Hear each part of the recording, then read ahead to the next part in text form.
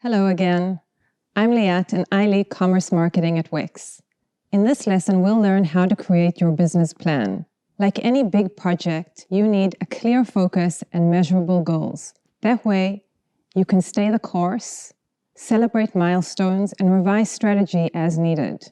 Some of you might already be selling online, which is great, and some of you might not even know where to begin, and that's okay. The key to success is great research and planning.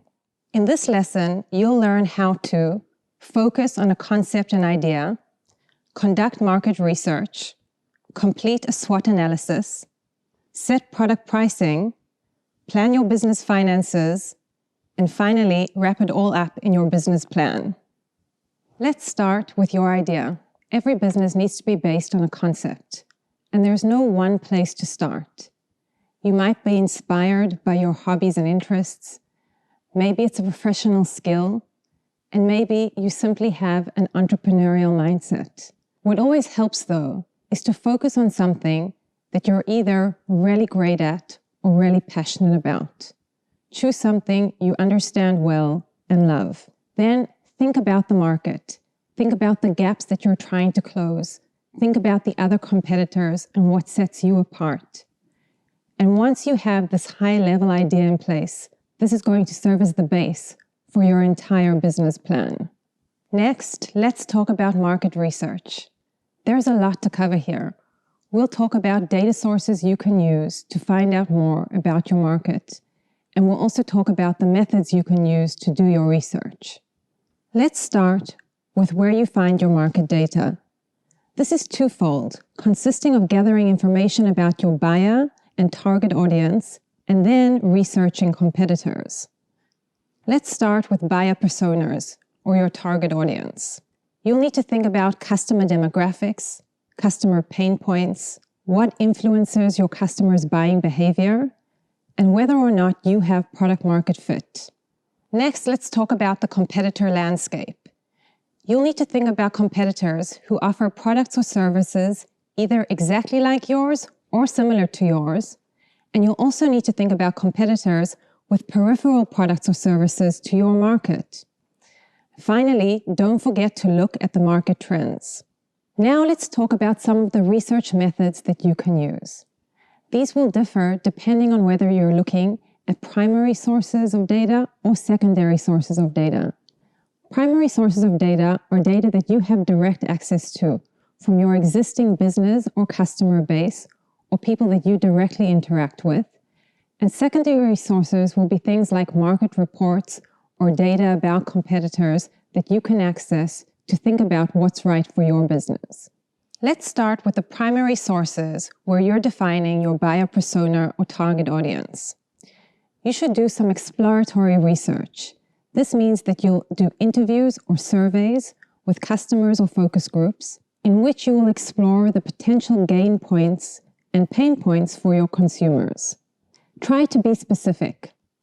Once you've identified an issue, you'll follow up with additional questions, and you should also focus on a specific audience segment and ask them more questions about solving particular needs. Next, let's talk about secondary sources, such as trend reports, industry content, and sales data about competitors. Some of this information is actually readily available publicly, such as government stats on various industries. You'll also find some commercial reports about industry insights. These are often paid content. And last, you can use internal in-house marketing data. For example, the cost of average sales, customer retention rates, and anything that gives you info on your consumers and their buying behavior. Now that we've covered all of that theory, let's try and talk about this more practically and think about how you would actually conduct your market research. So to do that, I've chosen an example of an existing online merchant. We're going to be looking at Hip Hip Shop. They're a brick-and-mortar toy store based in New York, and they recently created their online store so that they could expand to a bigger market across the US. Let's start by thinking about creating our buyer personas. At this point, I think it's a good idea for you guys to download the template we've provided for creating your buyer persona, and you can do the process along with me. Let's start by defining the characteristics or demographics of your buyer persona. So for Hip Hip Shop, we'll start with age. We know that most of the people buying from this store are either parents or grandparents of children aged 3 and above. Of course, not the children themselves.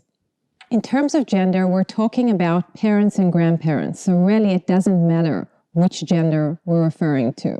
In terms of location, we already mentioned that Hip Hip Shop are based in New York, but that they're trying to expand across the US market. You should think about how much disposable income your buyers have and how much they would typically spend on this type of product. In the case of Hip Hip Shop, we're talking about parents or grandparents from middle to upper middle class homes who have disposable income to spend on eco-friendly toys for their children and grandchildren. Family status. Think about who your clients are and who they're buying for. In this case, we're thinking about families who have small children aged 3 to 5. And this leads us on to the potential pain points. You always need to be aware of what could possibly go wrong. So in this case, we need to make sure that we're providing safe toys made out of eco-friendly materials. Once you've established a good idea of who you think your demographic base is, it's time to actually start speaking to potential buyers and customers. You can do this using a focus group, phone interviews, or even in-person interviews. Let's talk about how you know which people to use for these kinds of interviews. We always recommend to start with your main persona first, even though you might have more than one. So in the case of Hip Hip Shop, we have 2 main personas, one being parents, the second being grandparents. So in this case, we're going to start with our main group, which would be the parents, and later on come back to the grandparents. Once you know who you're focusing in on and would like to speak to, try and find customers who are active with your business. Maybe someone who recently made a purchase, or if you do have a brick-and-mortar business, a customer that recently visited the store. If you aren't already selling, a good idea would be to try and engage customers who could potentially be interested in your business. Maybe you already have a social media channel like Facebook page. You could try and reach out to people that way. And if you have no way of interacting with customers yet, try and find a competitor that's as close to your market as possible and try and reach out to people buying from that company. In any case, it's always a good idea to create a mixed sample group. You want people who already love your product and are buying from your business, but you also want some people who maybe did not buy from your business, who considered it and decided to pass. Also, make sure to always include some buyers who are buying from competitors so that you know what they are offering that you need to be competing with. It's always a good idea to try and incentivize your customers to participate in your research. So offer them a coupon or a gift, or maybe access to limited content so that they have a reason to participate and give you the information that you need. Once you've gathered the customers that you're going to be speaking to, it's time to prepare your research questions. Make sure that you're going to be using open-ended questions instead of a script, as you'll always get better results. We've prepared a template that you can use of some research questions, so now would be a good time for you to download that template. Whatever questions you're planning on using, it's important to gather information at least on the following: customer background information, customer awareness of your product, brand, or the problem you're trying to solve. Consideration, meaning how has the buyer tried to solve their pain point? What are they searching for? Or what details are most important and relevant to potential buyers? Decision points. How did buyers solve their issues? Which solutions were they already choosing? Are there pros and cons to each? And what makes the most impact on their decisions? And finally, closing. What do buyers expect from you? What would improve their customer journey or experience? And always don't forget to thank your clients for participating in your research. Now we'll move on to the secondary research stage, where you find and list all of your competitors and also collect as much market research as possible. This will help you to understand the market that you're playing in and who you're competing against. Start by collecting market reports for your industry. In the case of Hip Hip Shop, we've collected 3 different reports on the toy market and toy industry. Next, you should search your industry competitors on social media and other relevant sources to your customer base. Now that you've collected all of this data, it's time to summarize your research and findings. You're going to want to organize this and keep updating it periodically, either if there are changes in your market, new competitors joining the space, or perhaps if you want to add additional products or services that you weren't already offering. Let's try and summarize the findings for Hip Hip Shop. So we know that Hip Hip Shop sell locally in New York at the moment, and most of their customers are finding them through recommendations, by word of mouth, through people that they know and trust. We also know that parents and grandparents' biggest concern when buying toys and products for children are safety regulations. This leads us to understand that Hip Hip Shop's biggest challenge is going to be building a trusted brand online that people feel safe buying from. Now that we've completed our market research, it's time to use our findings to conduct our SWOT analysis. SWOT stands for Strengths, Weaknesses, Opportunities, and Threats. It's really important to remember that strengths and weaknesses refer specifically to your business, meaning what do you do better than others, and where are you possibly weaker or less successful than competitors? And opportunities and threats refer to the market, meaning that those opportunities and threats are the same for anyone playing in this same market and can be taken advantage of or impact any business. Let's break down what a SWOT is a little bit further. Strengths.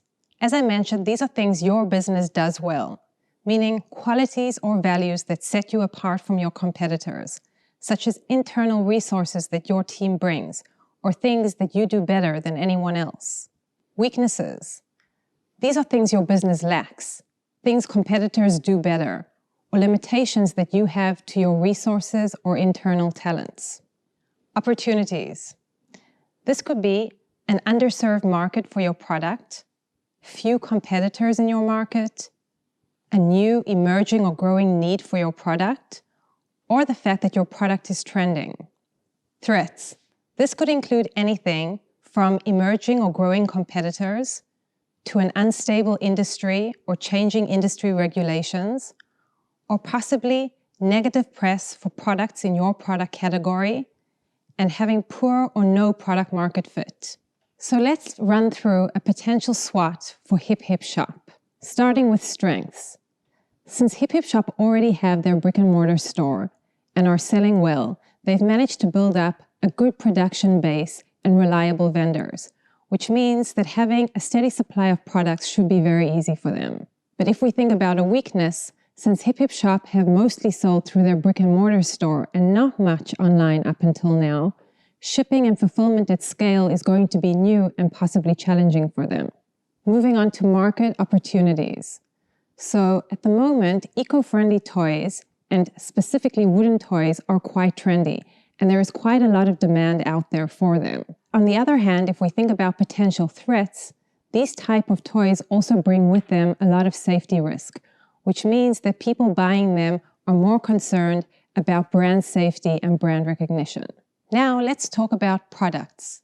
You'll need to decide which products you're planning to sell and how you plan to sell them. You can either produce your products yourself, or you can source them through an external vendor using dropshipping or print on demand. Let's talk about the pros and cons of each. If you choose to produce your products yourself, the pros would be that you have complete control over the quality of your products and what your brand looks like. The cons would be that you would also have complete control over all of your inventory management, your shipping and fulfillment, and of course there might be warehousing costs involved. On the other hand, you could choose to source your products through an external vendor using either dropshipping or print on demand. The pros here would be that it's very easy to add new products at any given time. You have a lot of alternatives to choose from and can easily switch. And that none of the inventory or shipping is on you. That would be handled by the external vendor. The cons, however, would be that you're going to have much more limited control over the quality of your products. And you would also need to establish a good relationship with a reliable vendor in order to ensure your ability to sell at scale. We'll cover more about dropshipping and print on demand in one of the later lessons in this program. Next, let's talk about product pricing. Once you've chosen your products, you're going to have to think about how you're going to price them. There are numerous strategies for creating product pricing and different methods that we'll discuss in a later lesson in this course. But at this stage of your business plan, it is critical that you do answer some basic questions about your product pricing. So here are the major factors for you to consider. How much does your product cost to manufacture or produce? And if you're dropshipping, how much do you need to pay the wholesaler? Also think, how much does your average order cost to fulfill, including packaging, shipping, and other expenses? Going back to our earlier research, remember how much your customers are willing to pay for your product. And are there any situations where customers will be willing to pay more or less? Think about how often your customers are purchasing your products. You'll also need to know how customers prefer to pay. Do they want to pay using cash, credit or debit cards, or using a digital wallet? What are the transaction fees for these types of payment methods? How much do your competitors charge for your products or products similar to yours, and can you compete with their pricing? And finally, how much does your revenue stream contribute to your business in terms of expenses and growth? You can download the template we've provided with these and other questions you should ask yourself about your product pricing. Moving on to financial planning. You'll need to think about how you plan to balance your expenses with your projected revenues. We'll get into more detail on this in a later lesson about finances and pricing. But for now, there are a few key items you should already start thinking about and mapping out for your business. Starting with, what are your fixed costs? What are the things that you have to pay for every single month? After that, what are your recurring costs, such as changing operational expenses, potential marketing budget, and additional product costs? And finally, think about if you have any other overhead or miscellaneous costs involved. Next, you'll have to do some kind of projection of your revenue. You can download the P&L template we've provided for you to help you in doing this, and also get more details in the course later on. And now finally, creating your business plan. Now it's time to take all the research and data that we've collected and wrap up all your decisions and findings into one concise document, your business plan. Download the document that we've provided as a base for creating your business plan. This is going to serve for your business as the core for everything you do moving forward. You can use this document to share with your team, with potential investors, and also as a reference point for you to come back to at any point to check on your milestones and also to revise strategy if needed. Let's run through a quick overview of what you'll cover in your business plan. First, you'll have an executive summary. Make sure to define your business goals and missions. Pitch your USP, meaning your unique selling point, and how you plan on measuring success. Next, cover your market analysis overview. This is where you're going to cover your market segments, buyer personas and target audiences, cover your competitor research and industry forecasts, and include the SWOT analysis you did for your business. Next, list your product catalog and pricing strategy. After that, your financial plan, and finally, include your go-to-market. To complete your go-to-market, you'll need to build your marketing plan. And for that, we suggest you come back to our next course on how to market your online store. But for now, you've mapped out your entire business plan, and you're ready to move on to the next stage of creating your online store. Congratulations! The base of your business plan is ready, and you've mapped out all the decisions you need for your business. Now you're ready to move on with actually building your online store.